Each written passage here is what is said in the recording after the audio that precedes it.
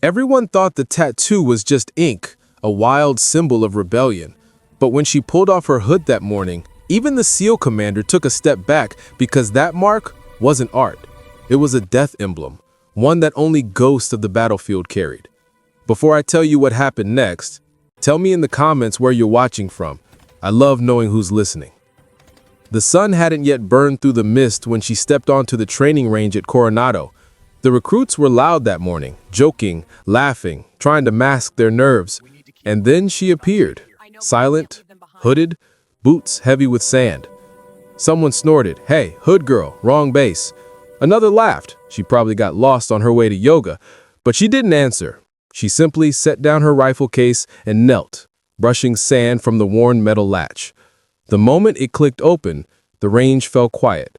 The gun inside wasn't regulation. It was customized, precise, marked by a single carved insignia, a raven clutching a broken arrow. The SEAL commander, Captain Rhodes, froze mid-step. He'd seen that mark before, once, years ago, painted on a wall in Kabul after an impossible rescue mission. The soldier behind that symbol had been rumored dead, but that couldn't be her, could it?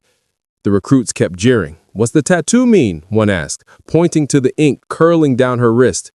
3 black feathers and a single red line. She finally looked up, her voice calm, cold, almost detached. "It means you don't miss." The air shifted. Even the wind seemed to pause. She set up her scope.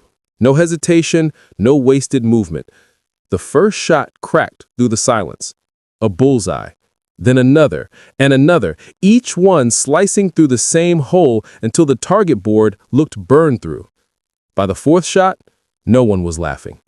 Rhodes walked closer, trying to make sense of the woman before him. "Name?" he asked quietly. She hesitated. "Raven." That name hit like a memory. He'd heard it whispered in the desert. A female sniper who covered an entire platoon retreat under impossible odds. No photo, no record, just a code name. He studied her face, the faint scars near her temple, the calm in her eyes. "I thought you were gone," he said. She replied softly, "Some missions don't end where you think they do." Later that day, during the simulation, the recruits were tasked with breaching and clearing a mock compound. The laughter had turned to nerves. Everyone watched her from a distance. She didn't boast, didn't bark orders. She just moved, precise, fluid, quiet. Halfway through the exercise, an explosion sounded. One of the trainees had mishandled a charge. Chaos broke out. Dust filled the air. People shouted for medics. But through the smoke, Raven emerged, dragging 2 recruits to safety with one arm, her rifle slung across her back. Her sleeve was torn, revealing the full tattoo. Not just feathers, but a list of names inked along the veins of her forearm. Fallen teammates. Rhodes saw it, and his throat tightened. He knew one of those names. Corporal L. Rhodes, his brother. When the dust cleared, the silence was heavy. The recruits looked at her differently now, not as some outsider, but as someone who had lived through the stories they only heard in training. Rhodes walked toward her, voice low. "You were there when he—" She nodded. "He didn't die afraid. He said your name." Rhodes swallowed hard, jaw tight. He offered his hand. "Welcome home, Raven." That night, as the sun dipped behind the range, the recruits gathered around her quietly. No one laughed anymore. They just listened as she spoke softly about the men she'd lost, about what courage really meant.